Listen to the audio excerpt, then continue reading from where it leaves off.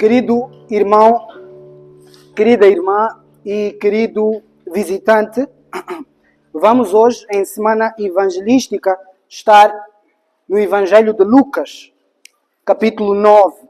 Lucas, capítulo 9, veremos dos versículos 57 a 62. Estaremos em Lucas, capítulo 9. Teremos o nosso foco dos versículos 57 a 62. Teremos como tema: não olhe para trás.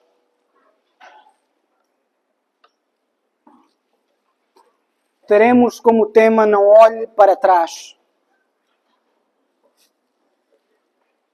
E vamos tentar, por meio deste texto, convencer você a não olhar para trás.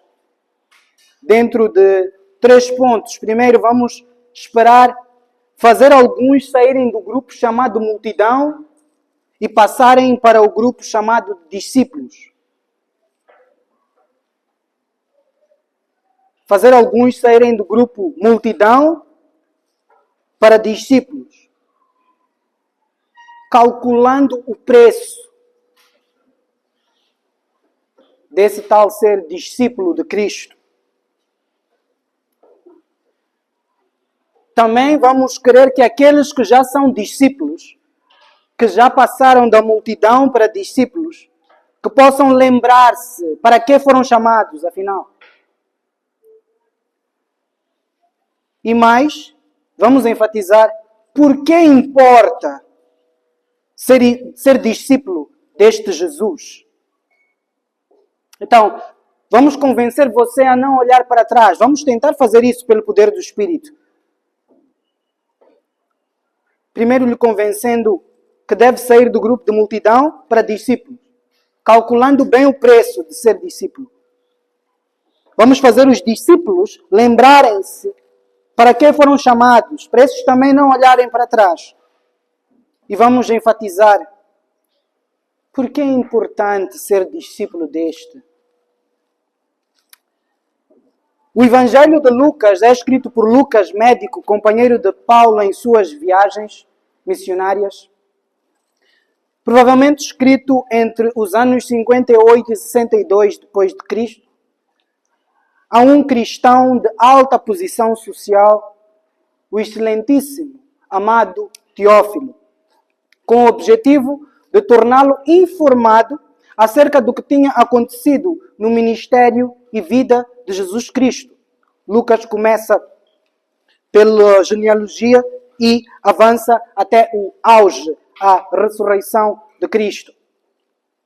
Neste texto, nós vamos enfatizar, perante o diálogo entre Jesus e alguns candidatos a serem discípulos, algumas coisas que nós devemos também calcular em nossas vidas, se queremos transitar do grupo multidão para o grupo discípulos.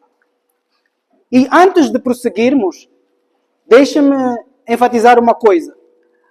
A comunidade cristã Somos Santuário tem o hábito de chamar aqueles que estão afiliados à comunidade de forma explícita de comprometidos. Estes comprometidos, nós dizemos que podemos, humanamente falando, colocar a nossa mão no fogo dizendo: estes são discípulos. Com isso, nós, quando alguém se aproxima à comunidade, nós não tratamos logo como irmão ou como discípulo. E você pode se perguntar: isso não é bíblico, não me parece ser uma categoria bíblica. Parece que você está a escolher a quem amar, está a escolher a quem tratar como discípulo. Mas vamos enfatizar que isso é um método de Jesus. É Jesus que não se deixava iludir por qualquer pessoa que o rodeasse e logo que o visse segui-lo dissesse ou diria: você é meu discípulo. Jesus mesmo fazia esta diferenciação entre discípulos e multidão. Vejamos então o capítulo 9 de Lucas ainda. Veja só o que ele diz, por exemplo, no versículo 21. Jesus advertiu severamente seus discípulos que não dissessem a ninguém quem ele era. Então, aqui claramente Jesus está a falar com um grupo chamado discípulos. Agora, no versículo 23, no mesmo capítulo, ele diz assim: disse ele à multidão: se alguém quer ser meu seguidor.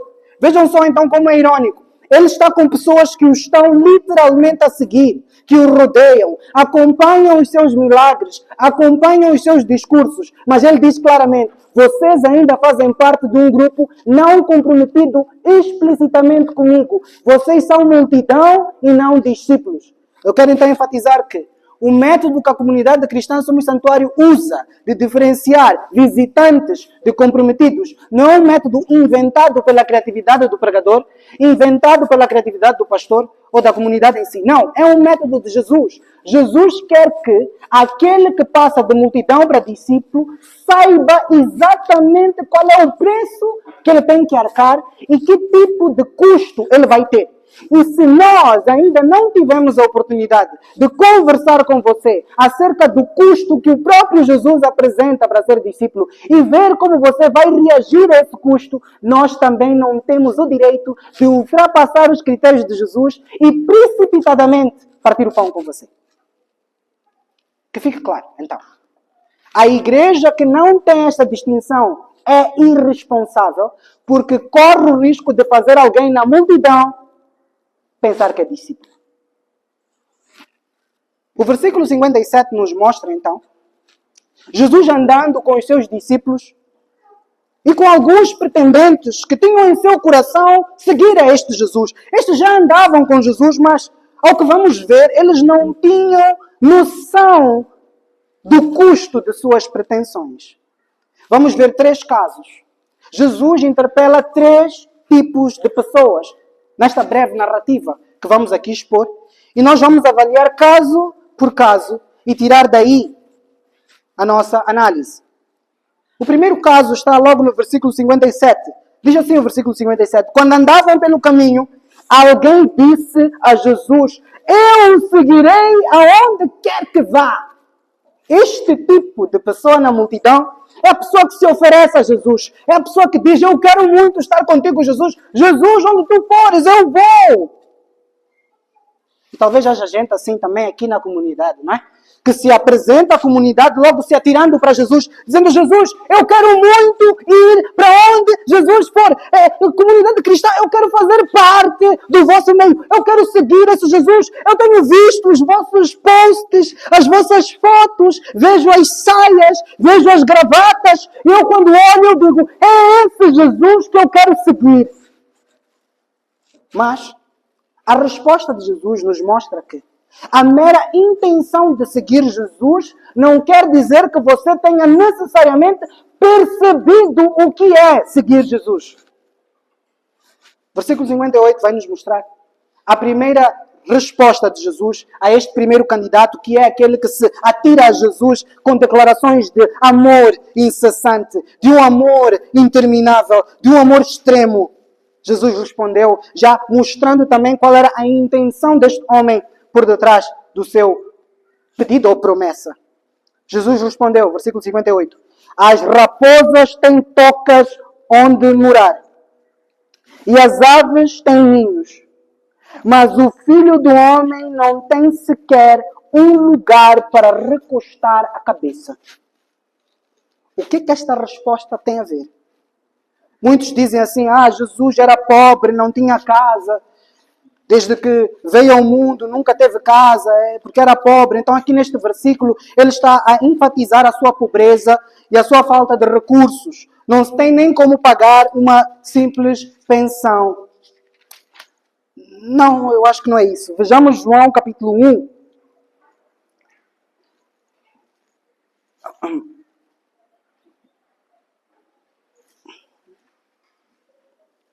Vamos começar no versículo 35, mostra-nos aqui o episódio, logo no início do ministério de Jesus. Versículo 35, João 1. No dia seguinte, João estava novamente com 2 de seus discípulos. Quando viu Jesus passar, olhou para ele e declarou, vejam, é o Cordeiro de Deus. Ao ouvirem isso, os 2 discípulos de João seguiram Jesus. Versículo 38, Jesus olhou em volta e viu que o seguiam. O que vocês querem? Perguntou. Eles responderam, Rabi, que significa mestre. Onde o Senhor está hospedado? Versículo 39. Venham e vejam, disse ele. Eram cerca de 4 horas da tarde quando o acompanharam até o lugar onde Jesus estava hospedado e passaram o resto do dia com ele. O que é que está a acontecer então? Jesus perdeu casa.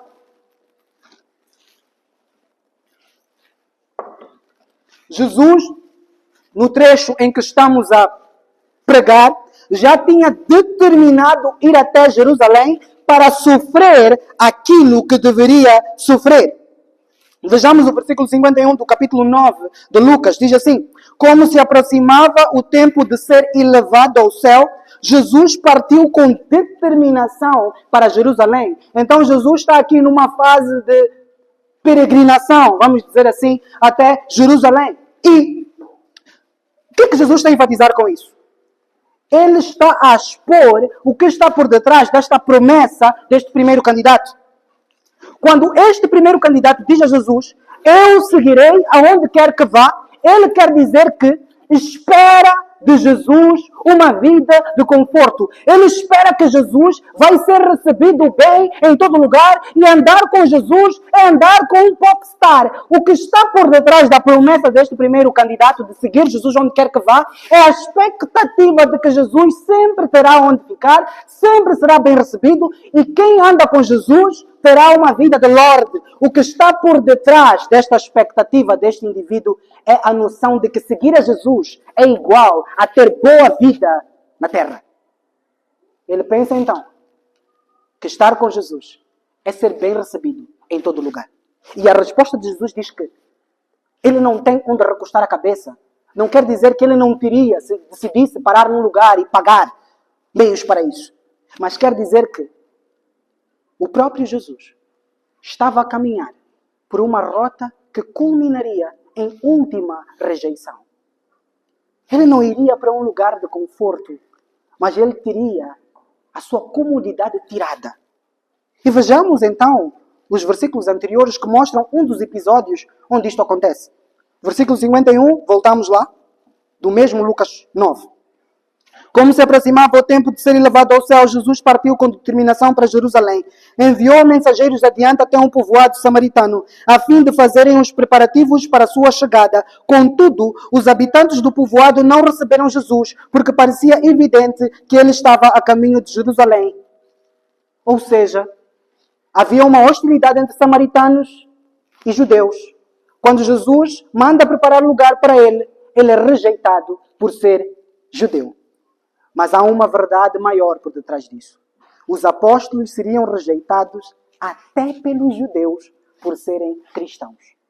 Seguir a Jesus, ser discípulo de Jesus, é muitas vezes abrir mão do conforto nesta vida. E se você tem em mente a expectativa deste primeiro candidato, você se aproxima da igreja pensando: eu vou ficar crente e isto vai resultar em aceitação social e bem-estar pessoal. Eu vou ser aceito por todos, bem visto por todos e bem recebido aonde eu passar, e não me vai faltar saúde e dinheiro.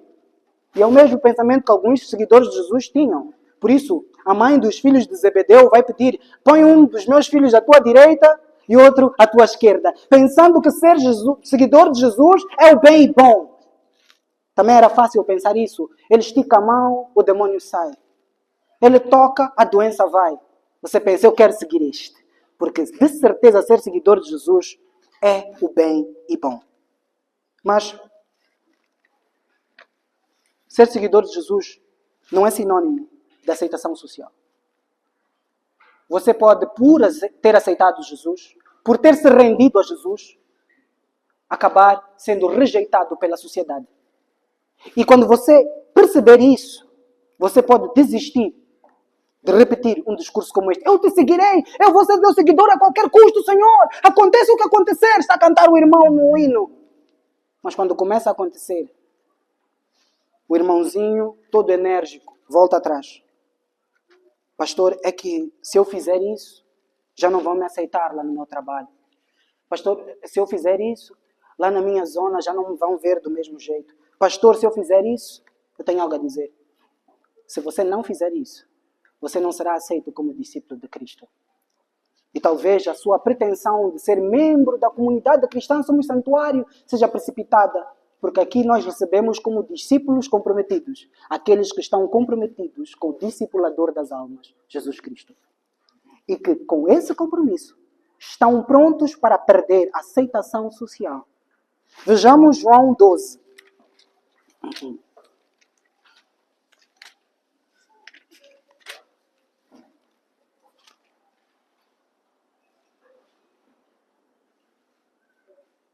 42 vai mostrar o tipo de discípulo que não é discípulo de facto. É o discípulo que quando vê que a aceitação social está por um fio, ele volta atrás. Ou omite a sua fé. Diz assim, versículo 42 de João 12. Ainda assim, muitos creram em Jesus, incluindo alguns dos líderes judeus. Eles, porém, não declararam sua fé abertamente, por medo de que os fariseus os expulsassem da sinagoga.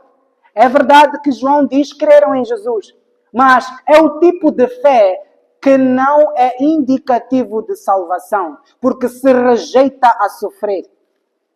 Veja só o versículo 43, vai dizer a quem amaram mais. Amaram a aprovação das pessoas mais que a aprovação de Deus.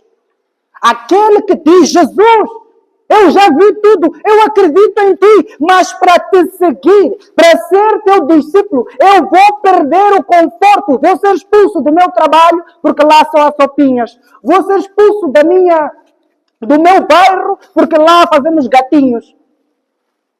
Se você na hora H volta atrás para ter aplausos de seus vizinhos e da sociedade, rejeitando-se a receber a felicidade que vem dos céus, você amou mais a aprovação social do que a Deus e não está apto a ser discípulo. Você está à procura de um lugar para reclinar a cabeça. Você quer um cristianismo sem custo. O céu não é para você. Jesus não é para você. A comunidade cristã Somos Santuário também não vai ser para você. Porque aqui nós queremos aqueles que querem Jesus em primeiro lugar. Não temos um critério a mais, mas queremos os critérios de Jesus. Não basta então escrever-nos uma mensagem e mostrar vontade. Queremos ver se essa vontade é a vontade que vem do alto. Capaz de ouvir as palavras de Jesus que diz: neste mundo tereis aflições, mas tende bom ânimo. Eu venci o mundo. Ou, como diz o apóstolo Paulo em Filipenses 1, 29, vocês receberam o privilégio não somente de crer em Cristo, mas também de sofrer por Cristo. Ser cristão pode lhe custar o seu emprego. Porque, afinal de contas, o seu patrão requer mais tempo de você do que o próprio Jesus, é o que tudo indica. Você já nem tem tempo para abrir sua Bíblia, porque tem um deadline. Talvez esse emprego não seja para cristãos. Ou talvez você tenha um emprego que diz que, é assim que fazemos lá no trabalho, se você não aceita essa sopinha, não anda. Escolha. Quer a aceitação do patrão ou de Jesus? Mas também não é bem-estar pessoal. Porque outra maneira de você reclinar a cabeça pode não ser nas palmas dos que lhe rodeiam. Você até pode dizer que me rejeitem, Senhor, mas eu quero dinheiro. Que me rejeitem, Senhor, mas eu quero saúde. Pelo menos isso, Jesus. Atos 3. Existe um cristianismo que vende um reclinar a cabeça nas finanças estáveis. Que convence homens e mulheres por aí que Deus é o dono da prata e do ouro. E já que você está unido a Deus, a prata e o ouro de Deus tornam-se seus. E não lhe vai faltar prata e ouro. E se você for um cristão exemplar, não vai lhe faltar prata e ouro. A minha questão é, Pedro era um cristão exemplar? João era um cristão exemplar? Se a resposta for sim, então vamos ler aqui Atos capítulo 3. E vamos ver do versículo 1 em diante. Certo dia, por volta das 3 da tarde, Pedro e João foram ao templo orar. estão a fazer coisas espirituais. Acho que estão bem com Deus. O homem aleijado de nascença estava sendo carregado todos os dias. Ele era colocado ao lado da porta chamada Formosa para pedir esmolas a quem entrasse no templo. Quando ele viu que Pedro e João iam entrar, pediu-lhes dinheiro. Está com necessidades. Quer dinheiro. Pedro e João se voltaram para ele. Olhe para nós, disse Pedro. O homem fixou o olhar neles, esperando receber alguma esmola. Ele está a pensar que estar perto de Pedro e de João há dinheiro. E vamos ver, eu gosto muito da resposta de Pedro, um crente exemplar. Diz assim, Pedro, no entanto, disse, versículo 6, não tenho prata nem ouro. Este versículo é interessante, porque parece que Pedro sabia que Deus é o dono da prata e do ouro. Mas ele diz, eu como apóstolo, diante de alguém de mão estendida pedindo esmola, não tenho prata nem ouro, mas lhe dou o que tenho. Em nome de Jesus Cristo Nazareno, levante-se e ande. Então Pedro segurou o aleijado pela mão e o ajudou a levantar-se. No mesmo instante, os pés e os tornozelos do homem foram curados e fortalecidos. E você pode dizer, é isso? Já percebi. O que ele tinha a dar era saúde. Então tá bom, dinheiro podemos não ter, mas saúde está aqui. O que ele tem para dar, ele dá. Mas a melhor coisa que Pedro deu aqui não foram tornozelos fortalecidos, mas um coração fortalecido. Veja só o resultado disto, versículo 9. Quando viram caminhar e ouviram louvar a Deus, todos perceberam que era o mesmo mendigo que tantas vezes tinham visto na porta formosa e ficaram perplexos.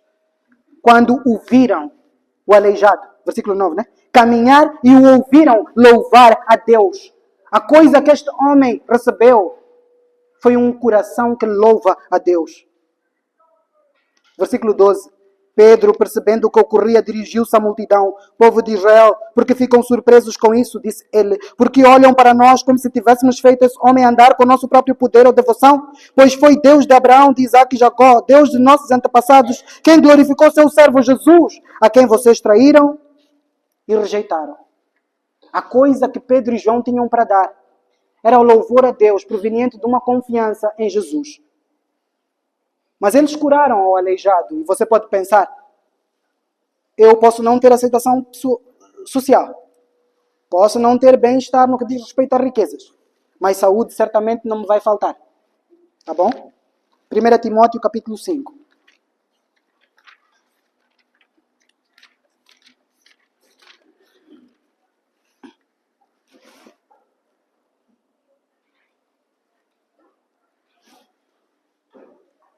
Versículo 23 vai dizer, vamos lembrar quem é Timóteo, mais um crente exemplar. Este aqui é amado filho na fé de Paulo. Tem uma fé exemplar. Então, se está a acontecer com Timóteo, acho que no crente exemplar também pode acontecer. Diz assim o versículo 23 de 1 Timóteo 5. Não beba apenas água, uma vez que você fica doente com frequência. Tome um pouco de vinho por causa do seu estômago. Então, Timóteo, crente exemplar, doente com frequência. Ah, não. É porque Paulo não estava perto de Timóteo. Se ele estivesse, havia de dar um daqueles lenços ungidos que cura pessoas. 2 Timóteo, capítulo 4.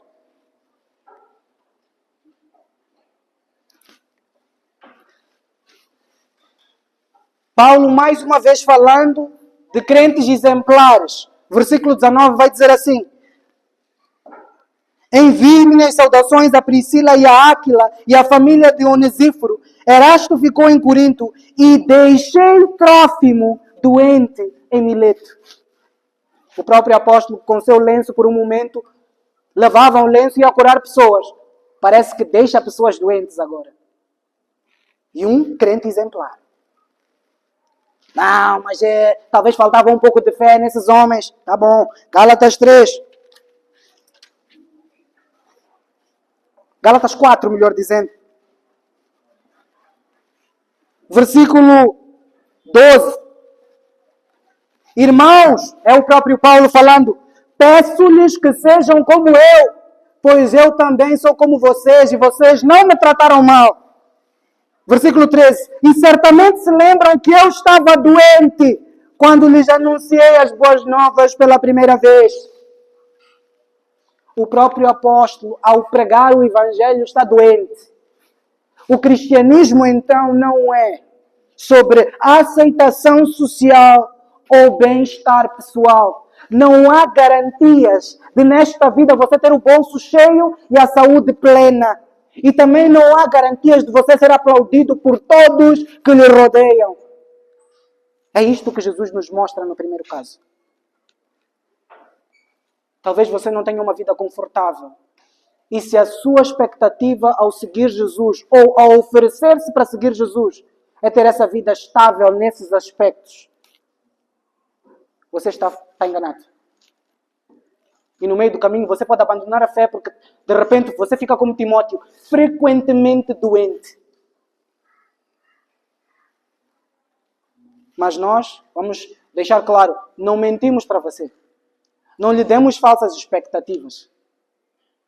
Aceite render-se a Jesus, sabendo que isso não é garantia de bem-estar social ou pessoal. Vamos agora para o segundo caso. E a outra pessoa, ele disse, siga-me. Neste segundo caso, no versículo 59 de Lucas, capítulo 9, é Jesus que tem a iniciativa de chamar este a segui-lo. O homem, porém, respondeu, Senhor, deixa-me primeiro sepultar meu pai. Enquanto o primeiro tinha amor ao conforto desta vida, o segundo tem amor à família que o gerou, à família de onde ele veio. Ele diz, Senhor, até ouvi o teu convite para seguir-te, mas eu quero em primeiro lugar sepultar meu pai. E você pode estar a pensar aí, talvez o pai deste homem morreu 2 dias antes. E ele só quer ir enterrar e em 2 horas estará de volta. Vamos ler a resposta de Jesus e explicar o que está a acontecer aqui. Mais uma vez, Jesus vai mostrar o que está dentro do coração deste homem, que é um amor maior à família de onde ele vem. Diz assim, o versículo 60. Jesus respondeu, deixe que os mortos sepultem seus próprios mortos. Você, porém, deve ir e anunciar o reino de Deus. Deixa os mortos enterrarem seus próprios mortos. O que é que tem a ver isto com o pedido deste homem? Será que o cristão não pode participar de um enterro? O seu pai faleceu, você não pode estar lá, às lágrimas, dizendo, papá coça, já era. O pedido deste homem era muito mais do que estar num dia presente no velório de seu pai. O pedido é, deixa-me ficar com o meu pai até que ele morra e eu o enterre. Ele não está pedindo para participar numa cerimônia. Ele está pedindo para participar em todos os momentos da vida de seu pai, até que o pai não esteja mais, e depois ele vai dizer, Jesus, e agora? Onde estás? É aquela pessoa que diz, eu quero muito a Jesus, debaixo dos critérios de permissão do meu pai. O meu pai que me gerou quanto à carne. Este segundo caso é de uma pessoa morta que tem a sua vida baseada em outros mortos.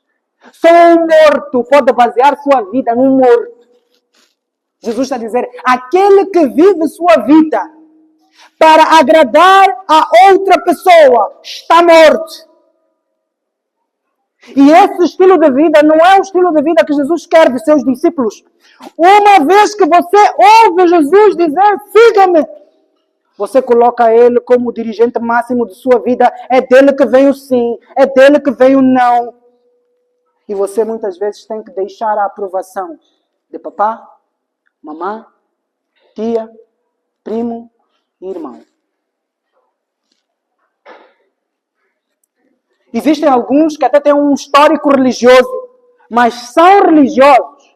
Estiveram onde Jesus estava, não porque de coração quiseram Jesus, mas porque o Jesus de suas vidas os atirou para a igreja. O pai é que disse, aqui na minha casa queremos batismo. Aqui na minha casa queremos crisma. Aqui na minha casa queremos isto, queremos aquilo. Por isso você tem esse histórico para se gabar. Nem foi você que queria. Quantos aqui nesta sala, ao sair do crisma, celebraram porque não tinham que voltar mais aos sábados à catequese? Nem aquele falso Jesus vocês amavam. Mas isto também é possível em realidades como estas. Você só vem até Jesus na medida em que há permissão do seu Jesus em casa. Pastor, eu até posso fazer parte da vossa igreja, mas minha mãe não gosta, então hoje não vou. Meu pai não aprova muito, então hoje também não vou. Tenho algo a dizer para você. Você está morto, vá viver com os mortos, até que eles morram eternamente. Porque aquele que põe Jesus como o amor de sua vida recusa-se a amar qualquer outra pessoa mais do que Jesus. E nós provamos que amamos mais a Jesus quando o mandamento dele supera o mandamento dos outros. Jesus não se encanta com louvores aos domingos. A quem você tem obedecido de segunda a sábado? Ou melhor, de domingo às 12 até o outro domingo às 10. Se é que há de vir, porque talvez o seu pai diga que você não pode ir à igreja. E como é o seu pai que lhe dá sustento, que põe comida na mesa, você pesa as consequências. Se eu parar de agradar meu pai, veja só o que eu vou perder. Não vale a pena. Então Jesus espera. Jesus vai entender também. É que eu ainda estou na casa dos meus pais. Este chamado está a ser para alguém que ainda vive com o pai. E Jesus está a dizer, não é hora de viver para papai e para mamãe. Não há evangelho para maiores de 18 e evangelho para menores de 18. Há evangelho. Mas pastora, ainda tem 16 anos. Ame a Jesus mais que o seu pai. Tem 30 anos, mas está na casa dos pais. Ame a Jesus mais do que seus pais. O evangelho não muda de acordo com a faixa etária ou condição social. É o evangelho. E o evangelho coloca o amor a Jesus acima de tudo e todos.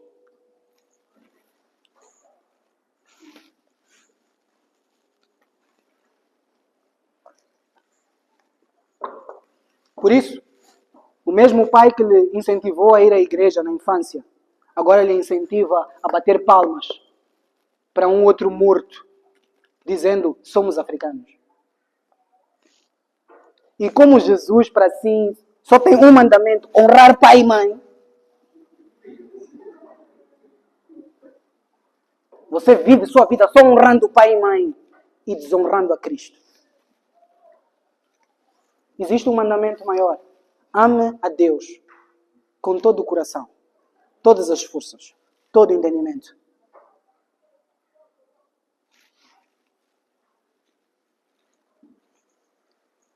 E se você for expulso de casa? Primeiro, tenho algo a dizer. Eu ficarei feliz se o motivo da sua expulsão for que você recusou-se a desobedecer Jesus para obedecer seu pai. Eu estarei feliz. Quando você disser, fui expulso de casa, você vai, calma.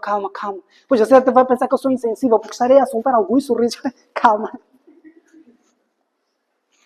Porque essa é a verdadeira alegria. É ser rejeitado pelos homens, pela família, enquanto somos aceitos por Jesus. Não, mas é só para ir a campo lá. E lá só dizem para eu falar ali na campo, mas não é nada. É falar com os mortos. Então, já que você quer esse estilo de vida, dead people lifestyle, vá em frente.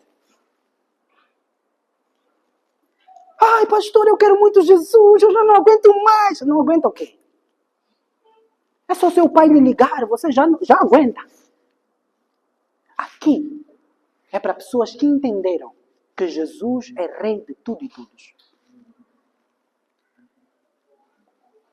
Então, este homem queria, se o pai vivesse até 60 anos, ele estaria lá com o pai, até morrer. Ele quer usufruir dessa companhia. Você está pronto para ver a cara do seu pai amarrada por sua causa? Se você fizer isso, você não é mais minha filha. Você está pronto para ouvir isso? Ou está pronta para ouvir isso?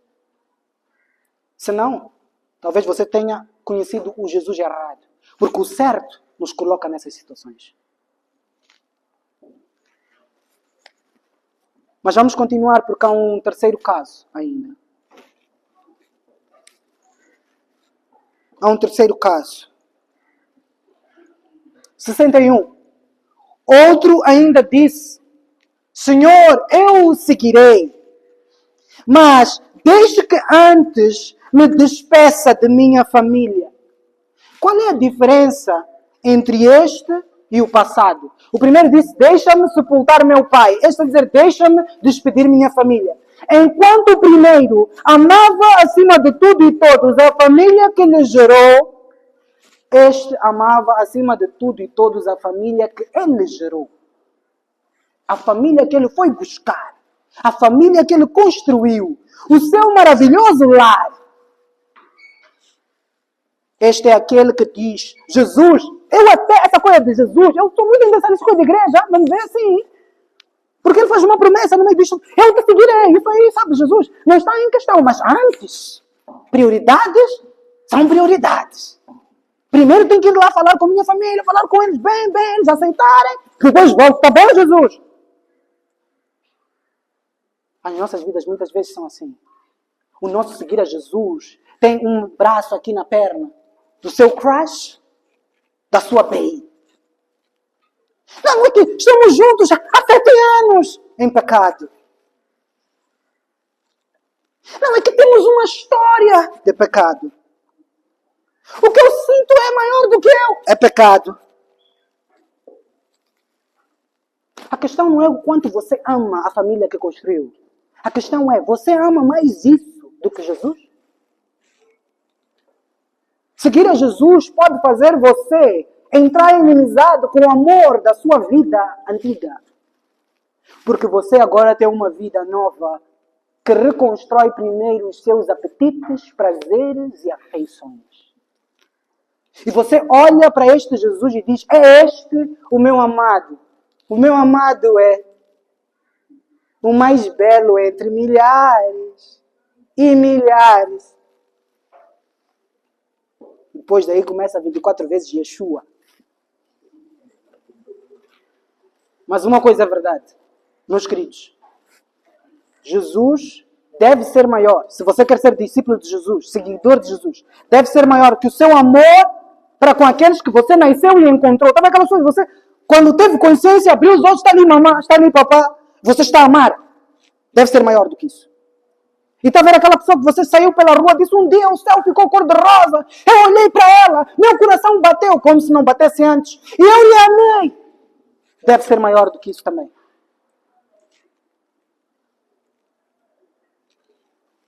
Pastor, eu não sei o que eu faço com este rapaz. Ele diz que quer Jesus, mas... Irmã, ele lhe convida para fazer o quê? Para ir adorar Jesus com a imposição de mãos em vosso quarto? Sem casamento? É esse tipo de adoração que você pensa que vai guerrear com Jesus? Ou até, ele desenha um futuro para vocês os dois que não contém Jesus no quadro? É isso que você quer para si? Você quer passar a sua vida submissa a um homem que lhe vai guiar por caminhos de morte? É isso que você quer? Ou você, homem, quer passar uma vida inteira a dar sugestões e ordens bíblicas a mudo? Uma mulher que não ouve, se não nasceu de novo. É isso que você quer?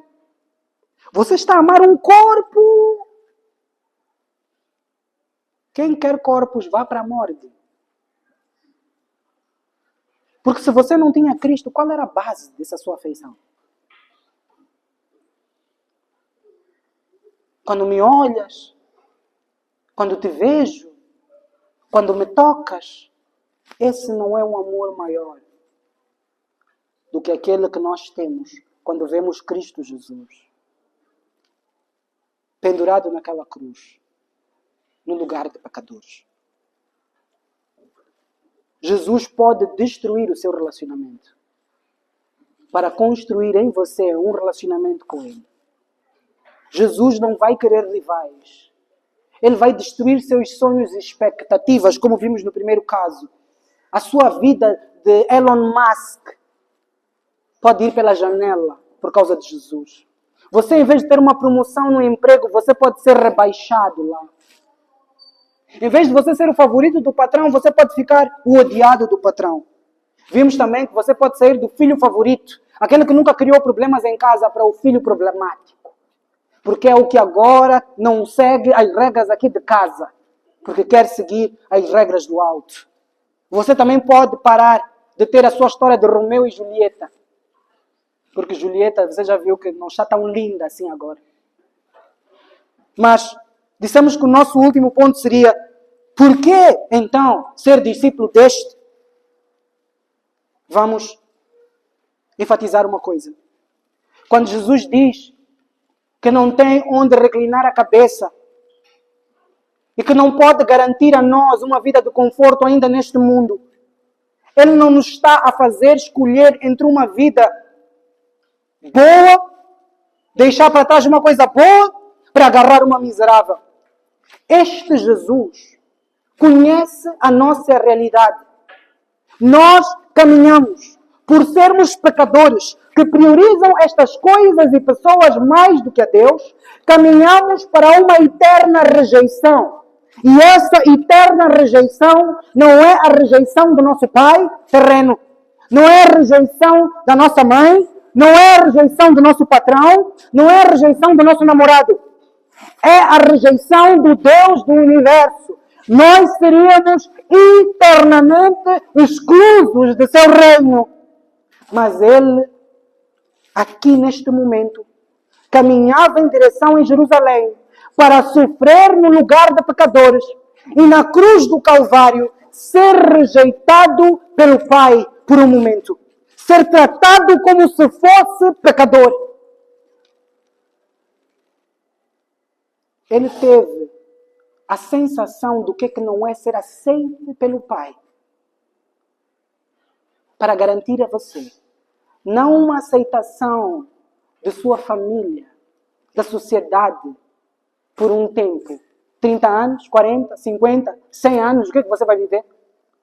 Ele comprou na cruz do Calvário uma reconciliação com Deus que nos garante paz para sempre e paz eterna.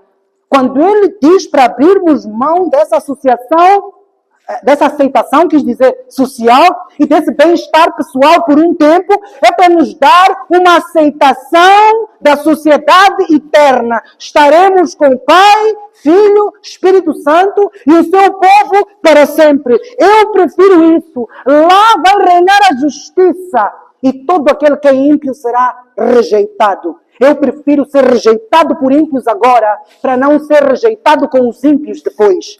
Eu prefiro abraçar este Cristo agora do que depois descobrir que abracei as coisas erradas por toda a minha vida. Eu prefiro não ser aceito no grupo de amigos, ser excluso do grupo do WhatsApp, do que não estar no rol daqueles que têm o seu nome escrito no livro da vida do Cordeiro. Eu prefiro isso. Jesus não nos está a mandar escolher entre a pedra e o tesouro, dizendo, deixa o tesouro para ter a pedra. Ele está a dizer, a pedra é essa aceitação social que você tem hoje. O tesouro é o que ele tem para sempre. E quanto ao bem-estar pessoal, ele disse, eu voltarei. Em Apocalipse nós vemos que lá não haverá mais lágrima nem dor. É lá onde Ele vai limpar as nossas lágrimas. E este corpo de nossa morte vai ser refeito. E teremos corpos gloriosos que não podem ser afetados por doença nem mal-estar. O bem-estar é garantido. Só não é agora. Pelo menos o bem-estar total. E por agora Ele nos dá, interiormente, uma paz que o mundo não conhece. Depois de você abrir mão da aceitação social e do bem-estar pessoal para seguir este Jesus, você vai sentir uma paz que é reflexo da habitação do Espírito Santo em você. Porque é por amor que você faz isso. Não é por medo da condenação, mas é por estar apaixonado por aquele que afastou de sua frente uma condenação eterna na cruz do Calvário. A segunda coisa que Ele nos dá é uma vida superior à vida da família que nos gerou. Muitas vezes os nossos pais gabam-se na nossa frente dizendo assim: se você está vivo é por minha causa.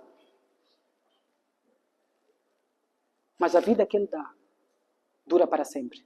A vida que o seu pai e a sua mãe dão vai durar no máximo 100 anos. Não lhe dou mais do que isso.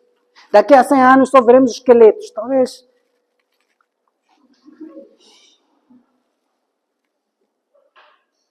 Mas Jesus, quando ressuscita dos mortos, adquire vida para sempre. E todo aquele que crê em Jesus é unido a Jesus e tem também uma vida eterna. A próxima vez que o seu pai lhe ameaçar, dizendo assim: você quer seguir esse Jesus? Fui eu que te dei vida. Faça os cálculos.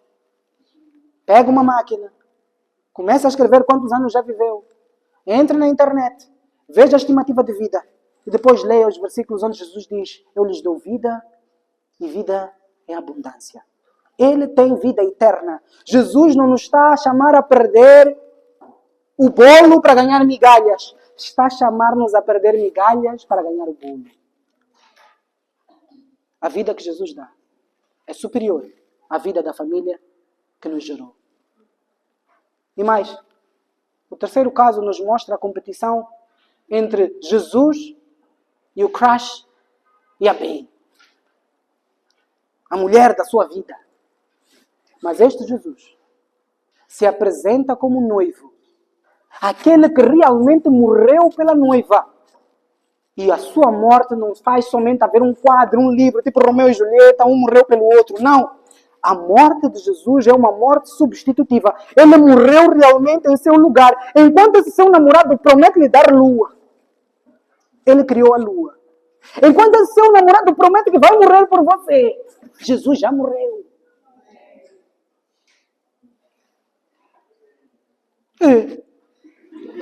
Maior prova de amor. Ponha na balança.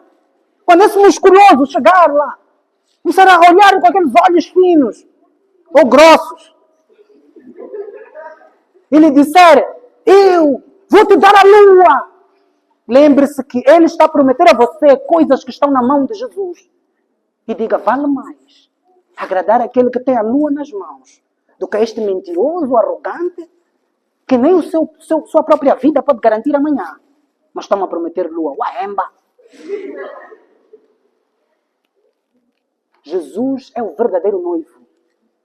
E ele promete o eterno casamento. E esse malandro que está a falar consigo nem casar quer.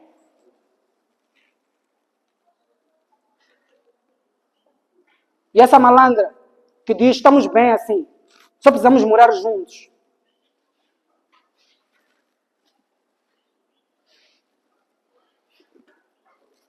Mas este Jesus lhe promete tornar você semelhante a Ele, santo como Ele é santo.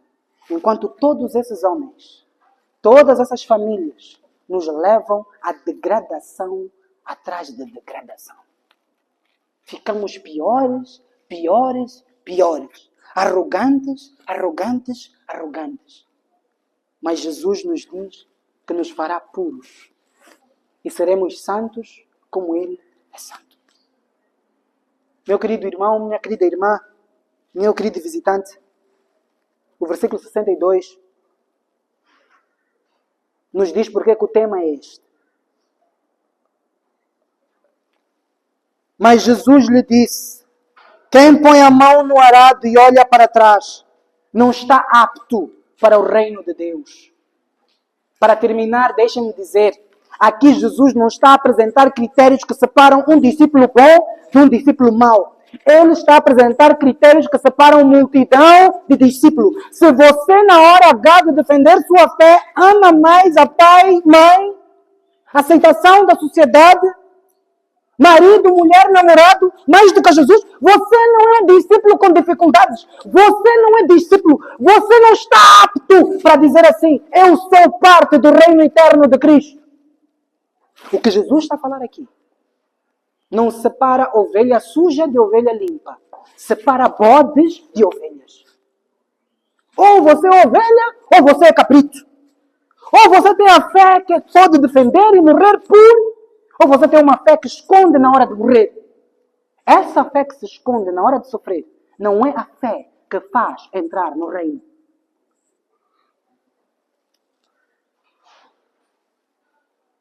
O que é que vamos dizer então?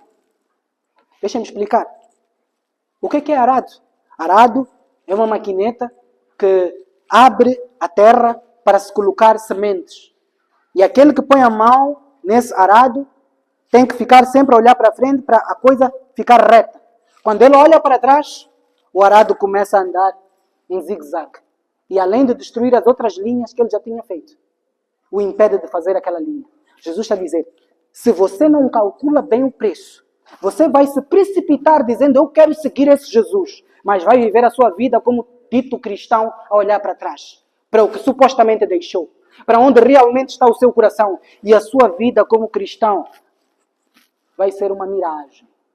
Cristianismo é então para aqueles que querem pôr as mãos e se entregar de todo o coração a tudo que Cristo disser. Não pôr a mão até o patrão ligar e dizer que há trabalho no domingo. Não pôr a mão até a namorada ligar e dizer venha dormir comigo. Não pôr a mão até o pai ligar e dizer vamos passar fembar porque somos africanos. É pôr a mão e não largar. Enquanto ouvimos o chamado do mundo para olhar para trás, você continua com as mãos assentes no arado para fazer o que Cristo quer, tendo que perder o que tiver que perder, menos ao Jesus que você quer agarrar. Não olhe para trás. Você que quer ser discípulo, que é visitante aqui na comunidade cristã Somos Santuário, saiba, não queremos apenas ouvir pronunciamentos de desejo. Queremos que você deseje como resultado de uma fé que você está disposto ou disposta a lutar por.